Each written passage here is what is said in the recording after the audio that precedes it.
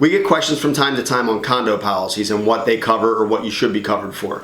Some of the main features on a condo policy are the building coverage, and that's for the interior of the building. So imagine that you had a condo building that burnt down. There's a master policy that the association has that will rebuild the building, siding, frame it, side it, roof, windows, the whole bit. Imagine you walk into your unit and there's drywall that's been taped but not painted. There's plywood subfloor, and there's wires hanging out of the wall and plumbing's roughed in. That's where the master policy stops generally, and your condo policy will take over. So floor coverings, wall coverings, kitchen cabinets, lighting and plumbing fixtures, things like that is what your coverage your dwelling amount on your building coverage on your condo policy will cover. You also need to have liability coverage so that if someone gets hurt on the premises, in your unit, and they take legal action against you, there's money in case they're awarded something. There's personal property coverage so that if you have contents that are ruined in a loss, you have coverage for that. And then something else that's commonly overlooked on a condo policy, and it's super cheap, easy to fix, loss assessment.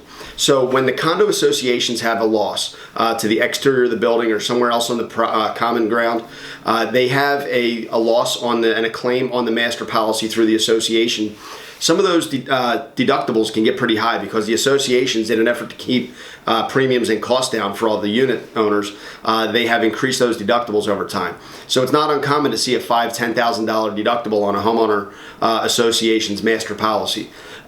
Sometimes, depending on the bylaws of that association, that deductible might be divided among the entire association, all the unit owners, or sometimes it's divided among affected units. So if you have siding, maybe you have straight line winds that come through the area and you have siding ripped off one side of the building, and there are only 3 units on that side of the building, they might divide that $10,000 deductible over those 3 units. Or maybe, God forbid, you're the only unit that's affected.